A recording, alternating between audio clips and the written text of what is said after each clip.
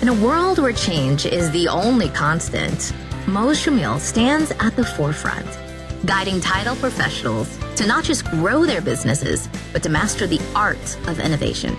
With every episode, you're handed the keys to unlock unparalleled growth and stay ahead of the curve. Get ready for a transformative journey.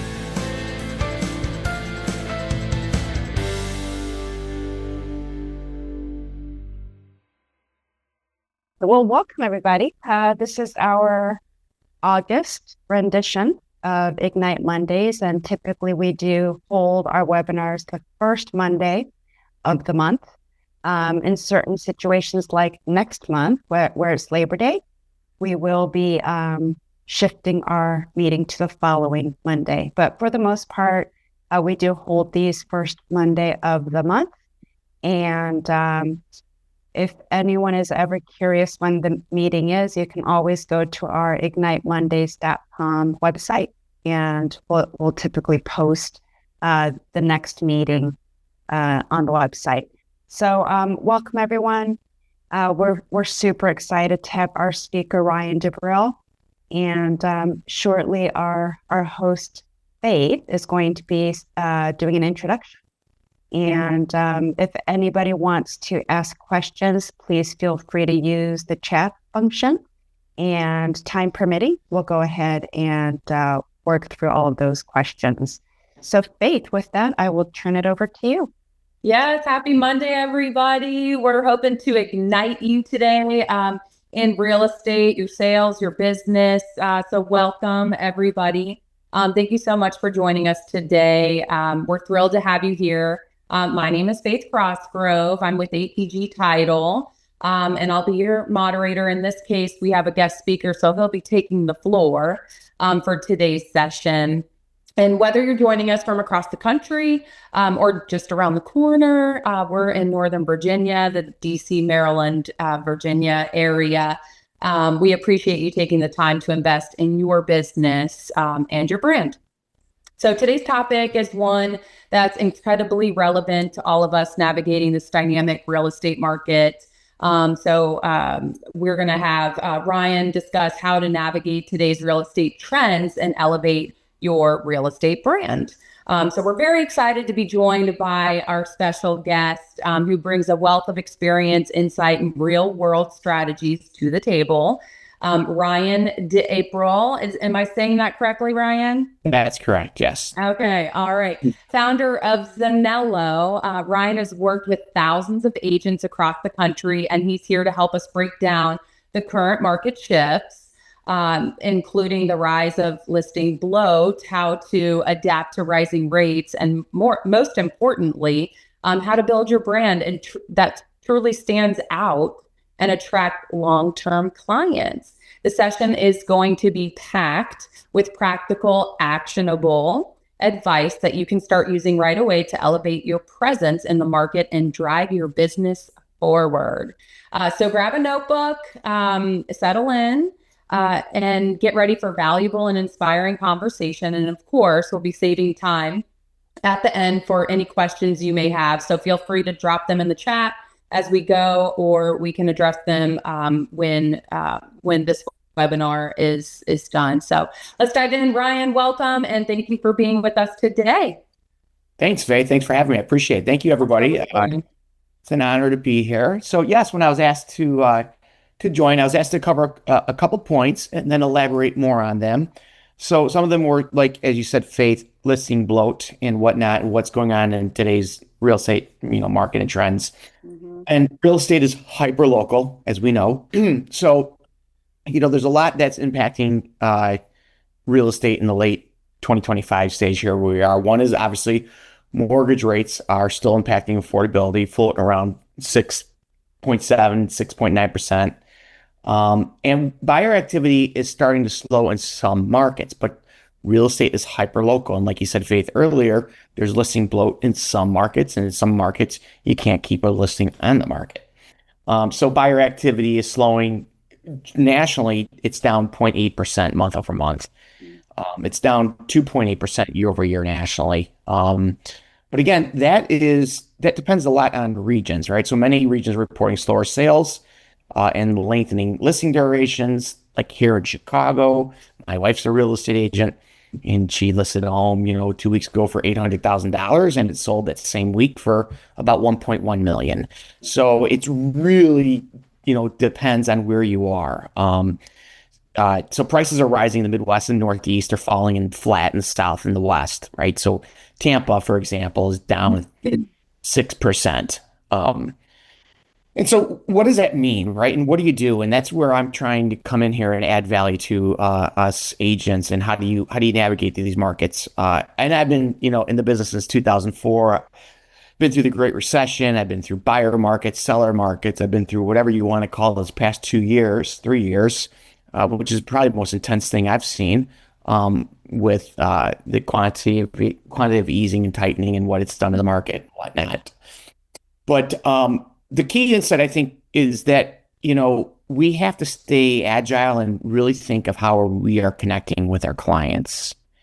And so that's what I'm going to dive into a lot here with us. So first off, market conditions may differ by region, but the human condition remains constant.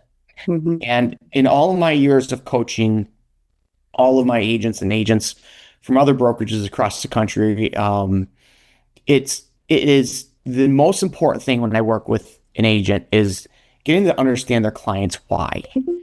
And this isn't just like softy, touchy things. This is really for hardcore negotiations. I had a client in Oklahoma, and she reached out to me, and in the midst of 4 or 5 transactions, and nobody was moving. And she just really went down with me, Ryan. I laid down all the stats. Here's what it is. Here's what's selling price per square foot. Here's what's selling, list price compared to sales price. I went over all this data. And I said, I won't say her name, but I said, such and such, and she's representing the seller. Why is your seller moving? And I said, have you talked to that? And she really didn't understand what I was talking about at first. But when we dove into it, we have a widowed grandfather whose only daughter lives an hour away and has his only grandson who is 11. And so, what we got to do is understand when we are in this business, it's a people business as much as a real estate business. And everybody has more money than time. But most people value money over time until they really peel it and recognize what's going on with them. So when he was kind of dug in and $20,000 just wasn't worth it for him to sell his home, we asked the question, right? Your 11-year-old, when he's 13, will he be 11 again? And how valuable are those 2 years to you? And I won't dig into it too much, but these are the things that I have worked with agents on how to master. And it's incredibly important to do it pre-lead generation, but then also to do it while you're in really tough negotiations.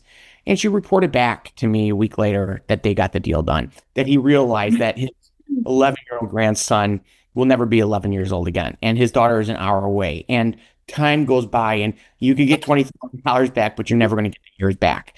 And so when you start to bring up to the surface people's why, because everybody has a why when they're moving, because buying residential real estate in most cases is not the most logical thing, right? When you're upgrading, you're downgrading, you're doing these things, it's really emotion driven. So we want to talk about that, and we want us to ground our strategy in local data and that human motivation. So let me see, I can next one. So also want to talk to us about, how do you elevate your personal connections? And I do this now more so as more and more agents are delving into social media. I don't know, Faith, if you know this, but there's a statistic for 2024. Do you know what percentage of real estate agents transacted in 2024 across the National Association of Realtors in the residential? I don't know that. It's been reported 28% transacted. Okay. 72% did not. 72% of the real estate agents did not sell a home in 2024. And one thing that I'm watching agents do, and I've always coached our top producing agents that have coached, right? It's that, marketing is incredibly important, but it can never replace the human connection. Mm-hmm. And, it is nice to have content, but if you don't have connection, your content is worthless. And so we got to go beyond the basic CRM marketing automation. We got to go beyond the social media posts.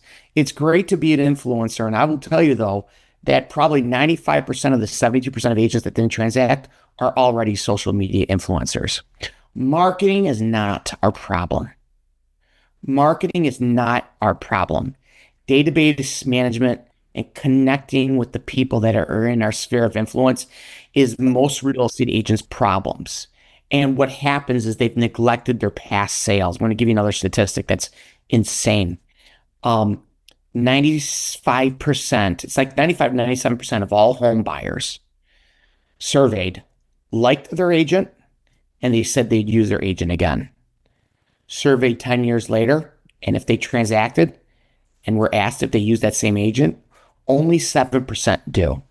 And when I start working with a lot of agents, or brokerages, we start going back. I go into the past and we find out that 9 out of 10, it proves along with those statistics, 9 out of 10 agents have not engaged with their past buyers, have not talked to their past client, are not sending annual real estate reports every year, even if it's 5 years later, to their past buyers. Your past buyers are your next sellers and buyers. And so the business is so easy to pivot and get into the right position if we understand that you have to have a combination of marketing and connectivity, but it really should be 80% connection and 20% marketing versus what most I'm seeing now is 95% marketing, 95% social, and 5%, if that, connectivity. So we got to organize our database. We need to nurture our network. All right. Your database is the most important part of your business. You got to maintain your leads depending on their buckets. And we could get into that a little bit later in a few other slides. But the final part is I want everybody to understand is that real estate is a people business. Mm-hmm. And your brand lives in the relationships you build, not just your logo. So I want you to really think about, marketing mediums, how you go about and what impact do they have versus the human connection and connecting with individuals. And you could connect with individuals systematically without eating into your day. And you could do it in a relationship-based way versus a transactional-based way, which we could dig into a little bit more. Any questions before I move on? Makes perfect sense. So this is just a slide of a database, okay? And I just took a snippet of an agent here. Let me get my little pointer. Can you see my cursor here? And can you see this, Faith? Can you guys see my? Yeah, I can. Mm-hmm. So this is the real estate agent, and she has 169 people in her database. And that's plenty. 150 to 200 people that you are connecting with on a quarterly basis is plenty to make a significant income. And you could see the date and the connections and what it was. Their daughter graduated preschool. Wish them congratulations. This one says in funnel, which means sales funnel, leads, active, skip, right? Inactive. Sent a message, congratulations, Liam's graduation. Sent a message about their kids and how they're growing up. Said hi and nothing new in the market, but we'll keep them posted. Said hi and hope all is well.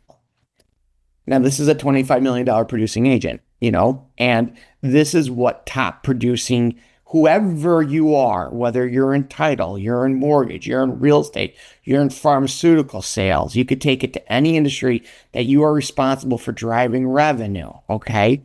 All right, it's, in my opinion, sales is sales and marketing is marketing. And what we're all starting to tend to is we're all thinking we're marketing. We are actually in the relationship building business, and I'm showing you a top producing agent and their activities and how they manage their database. Now, you'll see next to them, their social media links.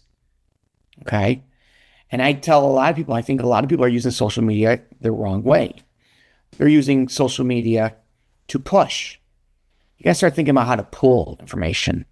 It's not about what you say, it's what Amy's posted about. Maybe it was about her son Liam graduating, right? It's not about what Lindsay's posting on social media about her knowledge of the real estate market. Maybe it's what Lisa Cody posted about her kids. And this Lindsay made a personal connection because she saw it on their social media outlets and warmed up to those individuals. Do you know that 16% of your network transacts every single year? So if you have 100 people in your database, that's 16 transactions if they transact only once, 32 if they transact twice. Furthermore, everybody in your network knows at least 4 people that buy or sell every year, and those are referrals. And so when we get down to solid database management and get focusing on nurturing our network and not selling them, nurturing them, the postcard, the email marketing, the just listed under contract, just sold post you did on social media will do your selling for you. But if you can engage in the human experience and connect with them with what matters to them, when they have a need, they're going to trust you on these elements that we talked about here about the relationship and why they want to work with an agent with high emotional intelligence, which I'll walk into in a little bit. Any questions on this before I go to the next slide? Moving on. Just Another thing that's incredibly important for real estate agents to do is to organize their leads. This is your network of 150 people. You have leads, you have active clients, and you have deals that are under contract and closed. These are 3 separate buckets.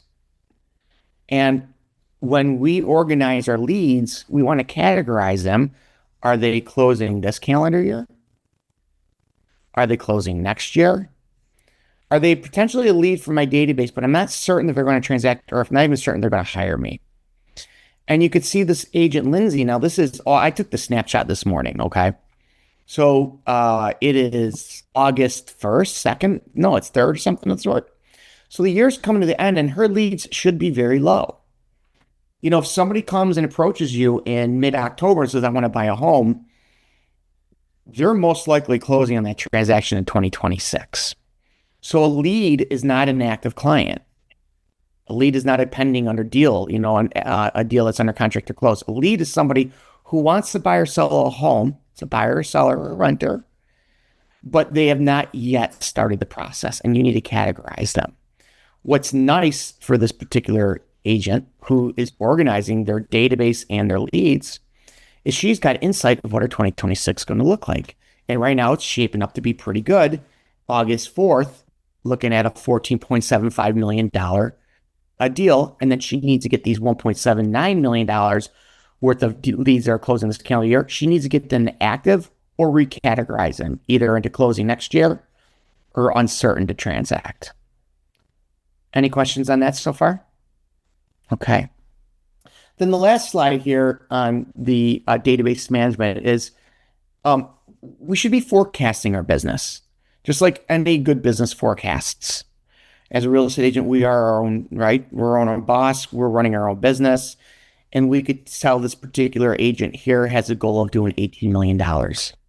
So there's a book, Good to Great. And what the author wrote in the book, Good to Great, is what you are not tracking, you can't improve. What you are not measuring, you cannot improve. So it's imperative that we track our progress, our business, our communication, everything that we're doing with the agents. It's great to go and do some marketing. It releases some, the endorphins in our brain, right? Dopamine makes us feel good, right? But we got to do the hard work of actually connecting with these individuals. So when they have the need, they work with us, and then track our business. I want to do 18 million in volume this year. I'm forecasted at 16.5 million. I've closed 5.5. I got another 2.5 under contract. I've got 6.6 of active clients. And then here's my leads, 1.79 that we said we're going to close this calendar year. Okay. We're not putting the $14.5 million into the forecast or the $9 million of people that were uncertain. That doesn't go in the forecast. Any questions on this before I move on? Okay. So what I'm hoping for everybody to get out of this is that the key to navigating the market is knowing your local stats. Rates are at 6.5%, 7% right now. pending sales are down 0.8%, down almost 3% nationally. And in some markets, you can't keep a house on the market. In some markets, you can't give a home away. All of that is important, but then once you couple that to the individuals and know who they are and how you're connecting with them and understanding their why, that is the formula to becoming a top producing agent in your marketplace. So lastly is the power of emotional intelligence. And again, whether you're in title, real estate, mortgage lending, pharmaceutical sales, if you're an accountant, you're an attorney, okay, this is one of the most powerful tools for you to practice, to use, to incorporate in your day-to-day. Emotional intelligence is the most important value a real estate agent brings to a transaction. If it was not, the discount brokers would have taken us out of business 20 years ago. The consumer has access to the MLS via the website. My buyers and sellers and my clients' buyers and sellers know what's on the market almost before we do. They're not coming to us for that data.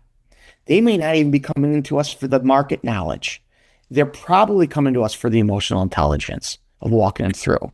They're not just making the biggest financial decision. They're dealing with stress, uncertainty. They're making the biggest emotional transition in their life. So this is why 90% of all sales go to somebody that they know and that they like and that they trust. And as a real estate agent, that is your craft. And you got to recognize, how do I get that across? And maybe you can't get that across through mass marketing. And mass marketing is great. And social media is wonderful, but maybe we're looking at it a different way. Maybe we got to realize that social media is R&D. We could research what they're posting about and develop a relationship with them. Did somebody have a question? I heard somebody jump in. No? Okay. So when you connect with people on a human level, you guys, they trust you to guide them. That's your job. That is honestly the number one element to solid lead generation, is connecting with your targeted individuals on a human level. Agents with high EQ, they listen deeply, they could read the room, they could respond with empathy, right? And they create calm and emotional moments. So trust is built through emotional intelligence. That leads to smoother deals. It leads to loyal clients. It leads to referrals. And it leads to, a business that really can be put on autopilot, where you just focus on the relationship element. The transactional part of the business eventually becomes second nature to you. Finally, last thing, because this is my last slide before I go into a quick thank you. Everybody on this call, right, should be incorporating annual real estate reports to their clients. And those annual real estate reports need to be sent in the mail, not electronically. And if I were to rank marketing, let's just give three mediums: social media, direct mail, and email marketing. If you were to ask me to rank which is the most powerful, I would tell you still direct mail has the biggest bang for its buck, and it has the best way of getting through. I have 4,500 friends on Facebook. I'm not seeing 4,500 posts. I'm only seeing posts of people that I'm targeting, guys. And my people that I'm targeting are targeting other people. So they're probably not seeing my posts. If you look at people who are viewing, it's usually other real estate agents or your vendors. I'm not saying don't do it. What I'm trying to tell you is that in the real estate business, it's hyper-local. If you send somebody an annual real estate report in the mail once a year, you should see an exponential increase in your referrals, not just your direct business, which should be 16% of your database, right? But your referrals, where those people know 4 people who buy or sell every year, that should go up exponentially. We need to take a step back and stop living in the transaction and start planning. My network is my net worth. It's not what I know, it's who I know. Mm-hmm. And what are you doing day to day, right, to incorporate that? And then when you're in the heat of the moment and when you're in a transaction and you find yourself giving statistics and market data and what percentage of market's up, what percentage of market down, ask yourself, why is your buyer or seller buying or selling? And are you bringing that into the conversation? And that's what I have for you, Faith. This is that's just a little thank you to me about who I am. And then if you guys want any more information, you can reach out to your all tech representative, or you could email directly. And I could open it up for any questions. Question that came in, Ryan. Going back to the CRM real quick, how would you recommend that the leads are categorized to be most effective? Yeah. So, and I do this a lot with broker owners that are coaching a lot of individuals. I like to define the leads. So let's not call them hot, warm, cold, and let's not call them A, B, C, right? Because then you got to redefine. You got to tell somebody what A means, what B means, especially your subconscious. When you have a lead, now a lead is not an active client, so you can see my cursor. These are not your active buyers or sellers. These are people that are out of the 169 contacts that she has up here. There's 24 leads, and she's categorized them. They're either going to close this calendar year, and she feels 90% certain they are and are going to use you, or they're going to close next year, and she feels 95% certain they're going to close with her. Or they're not sure they want to buy or sell a home, but they may want to do it. But she doesn't want to lose sight with them when she's loving on these individuals. She wants to be able to see them. They're uncertain to transact. She can click her uncertain to transact button and see, when was the last time I communicated with these individuals? What's going on with them? If there are some of the uncertains, do I have them still? And look at sent property report, set property report, set property report, right? $25 million producer doing these techniques. Okay, I just got a question here. I'm sorry, Alex. I hope that that answers your question there. Right? It was what struck me is how simple the categorization is, because I've seen other situations where there's so many categories that it's really hard to keep track. But in this case, it's this year, next year, not so sure. And you found that too. Mm-hmm. Yeah, that has a lot to understand, like the subconscious and the conscious mind, and how we are so running on the subconsciousness. Okay, so let's define it. And then Mike asked, do I believe what's contributed to the 28% of the NAR population having a transaction while 72% did not? I truly believe, and I could show you guys hundreds of agents that I have coached, right, that do anywhere from 20 to $80 million in production a year. They're not teams, they're individuals, okay? And they have hardcore database management. They are connecting and they are loving on their individuals, okay? The 72% that did not, okay, I could tell you they're not organized. They're not disciplined. They're spending so much time on social media, and it's probably me. Mm-hmm. And I could show you real estate agents that are huge agents that barely even post about real estate on there. I'm not saying do that. But if you peel the onion and you go into their database, you will see how connected they are to the people in their neighborhood. And they're involved. They're involved in their country club or their kids' schools or this and that. And they're involved intentionally. They're agents on purpose. They're not agents on accident, right? And these are all terminologies that you are going to hear if you read Ninja Selling or the Millionaire Real Estate Agent. There are so many books out there, right, that I learned from that made me a top producing agent. Then I created one of the biggest real estate brokerages in Illinois by coaching brand new agents into the business, by taking these fundamentals and focusing on the basics. And understand we're all going to be tracing trends. And trends are always the fun things to chase. But the people that didn't leave the blocking and tackling are having the most success. All right, there's another question. There are more reports. Right, there are more reports of more people doing off-market transactions than through MLS. How do you feel about this for the future of real estate? I don't know. So I have to live through the my own paradigm, right, through my own lenses. And so I had a real estate company in Wisconsin, Illinois, Indiana, and I had an office in Miami. That's a long story, but I did. So those are the markets that we covered. In markets where there is no inventory, okay, you would tend to think there is more off market activity.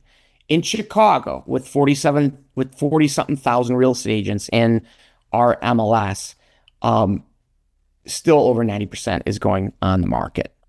And if it's off market, it's still going on the private market.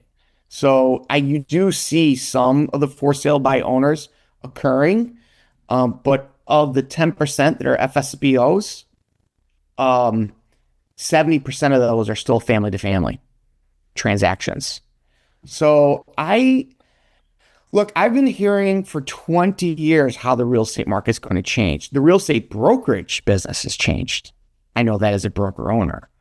But as me being an agent, my wife being an agent, and having thousands of agents that I've coached, and that business has been remained solid, and it really becomes, people don't need a real estate agent to sell their home.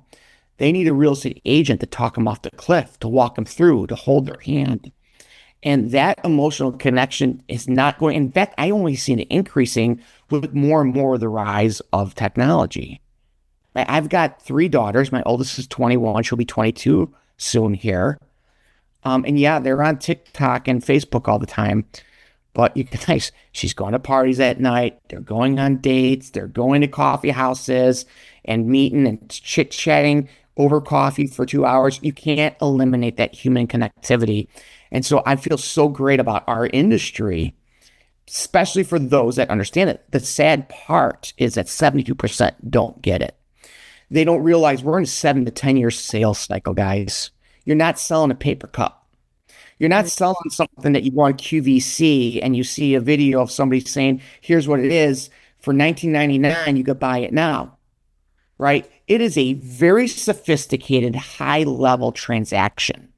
They're going to work with people that they are connected to. So you can have all the marketing in the world, but if you are not bringing it down to a human level and connecting with the people that are in your database here with the way that she's doing it, you're never going to get to that next level. And then if you got the pipeline of business, right, but deals just aren't closing, get to the why. Get to the motion. Get off the stats. Stop trying to convince them based on stats, what percentages is, what the mortgage rates are going to do next year, what sales rates. Get to why did they put that home on the market? Why did they start the process of driving around the neighborhood looking at homes? There's something great that's moving in them. In the transaction, it fell to the bottom. It's your job to bring it to the top, and that will get over the finish line. Okay, one more. There's been a growing trend of agents building their own private buyer pools instead of relying on open houses. Okay, wait. There's been a growing trend of agents building their own private buyer pools instead of it relying on open houses. Do you think this is a new normal for high-performing agents? Yeah. No, I don't think it's new. I think it's normal. So let's talk about that, for example. So there's been a growing trend of agents building their own private buyer pools. That's right. It's called their network. Now, if you look at lead sources, I'm not going to, I kind of want to, I wish I had my live CRM up here, but we track lead sources wherever it's a lead. What's the lead source? If it's an active, what's the lead source? And then if it's closed, we can take down the pie chart below. What's the lead source? Every time, is it Amen? Okay. Every time when we look at these top producing agents, 85% or more comes from their network. Right? 85% or more. Now, it's either directly or indirectly. So it could be 50% from their network directly, and then another 35% came from referrals from the network. So I got 15% more. Where do those come from? Open houses. Maybe I'm doing a farming technique, right? So those are it is. But yes, it's not a growing trend. And it's always been there. It's your network is your net worth. And to give you an example, when I sold my brokerage, we had 200 and maybe 80 agents, 280 agents. 80% of them had less than 5 years, and we did $1.3 billion in transactions that year. My average agent was doing $10 million, and those agents at 10 year, they're up in some real big numbers, but they've mastered database management. And what sells CRMs is marketing, marketing, marketing, marketing. Yeah, I'd rather you have an Excel spreadsheet than a CRM if you're going to use it the right way. So yeah, I think it's not a growing trend. I think it's a trend of building your own private pool, and it comes from your network. But open houses are pretty spectacular. But there's a right way and there's a wrong way to doing open houses, and I could dig in that later, maybe for another session, Faith, if you guys ever want on lead conversion, right? But when we get into lead, I'm talking about connectivity first, okay? How do you connect, and then the leads rise? But then how do you convert? Convert is one of the why, but then if you're doing other things outside of the network, like open houses, there's a right and there's a wrong way. Just like there is a right and there's a wrong way to nurture your database. Any other questions? There was another one. This is get out your crystal ball. So, do you think interest rates will drop in the fourth quarter of this year? But it's going to hold you to it. Yeah, no, that depends on the bond market. Not even what the chair. I don't know the answer to that question. I can't answer that. Here's what I can answer when I talk to a real estate agent about it. How have you connected with your database lately? How much are you working on it? Because there's individuals in here where rates don't matter. They have to buy or sell. And a rate is temporary. Now, if I'm in a position where I've got to sell somebody to become a buyer on rate, that's just not a qualified lead enough for me. Okay? When you're coming to me, you want to buy or sell. The rate may be a speed bump, but it's a temporary thing that changes. So their emotional why is so big.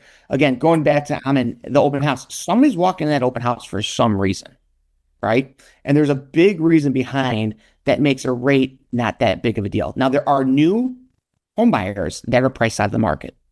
We can understand that, okay? But again, at some point, that human condition is going to drive them so much where money is no longer a matter because time is more precious. And they, regardless of where they are running out of that time in their life. I'm not talking their life's coming to an end, but there's the time that the little girl's going to go from grade school to junior high, or she's going to go from high school to college. I say little girl because I have 3 girls, but this is how I look in my life, right? So I have certain moments of time, and then those moments are gone. Tomorrow, Wednesday, I take my baby to college. And then next week, I take my middle daughter to college. And then my last one is a senior and she goes to college. That's the time in my life I'm in. And so there's certain things that I have a ticking clock on that I want to do. And some of it revolves around real estate and it revolves around what's going on in my life. Fellas, ladies, gentlemen, this is what you have to master. And it's more important you know more about your database than they know about you. It's important to market, and don't get me wrong, but 72% of us that didn't transact last year, right? The 72% that didn't transact, I'll tell you, 95% of them are social media influencers. You're not going to get it done with just social media. Their daughter graduated from preschool. I wish them congrats. Send a message congratulating Liam on graduation. You guys, this is once every 3 months. This is not like every day, right? Send the message about their kids and how cute they are growing up, etc. That's called loving on your network. So I don't know about rates, but I do know that the fourth quarter is going to come regardless. And so what I want to do is I want to put everything I can in line to set me up the best to succeed. Any other questions? Yes, shifting back to the numbers side a little bit. What goes into, and this maybe will be the last question unless more come up, but what goes into your forecast? What are the sort of components or factors? Yeah, sure. So an agent should set a goal in the beginning of the year, okay? And then as the year progresses, you pick up active clients and it grows. You get a deal under contract and that grows. These active clients and deals go under contract, and then what you've closed year to date starts to grow. And then you pick up a lead. Somebody wants to buy or sell a home, but only this year. They don't get counted if they're closing next calendar year. The leads that you got closing this calendar year, plus your active, plus what you got under contract, plus what you've closed, comes to your forecast. Okay? So this particular agent has $8 million pending and closed.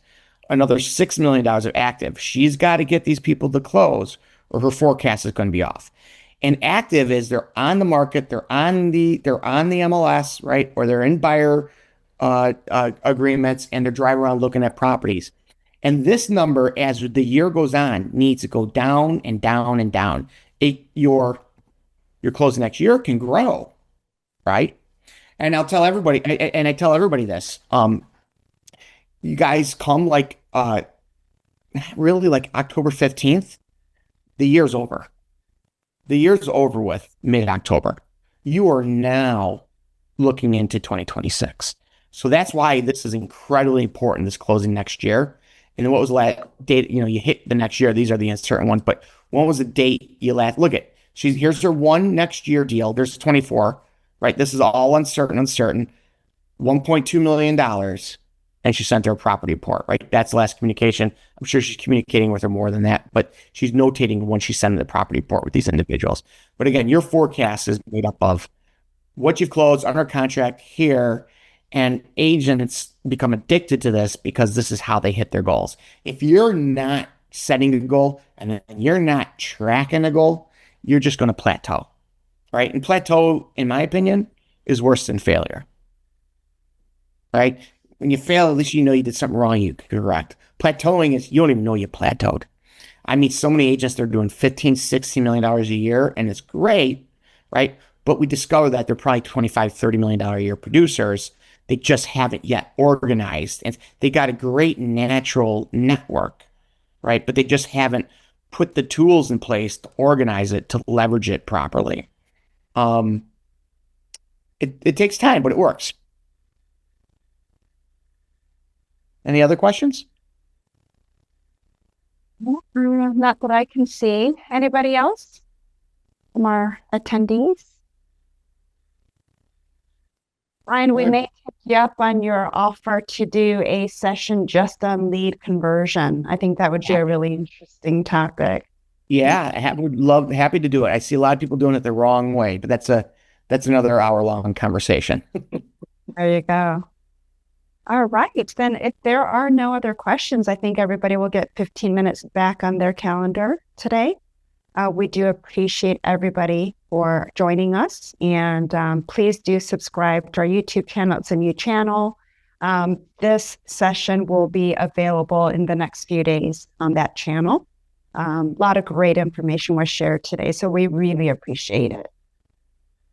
Thank you so much. I appreciate you guys coming.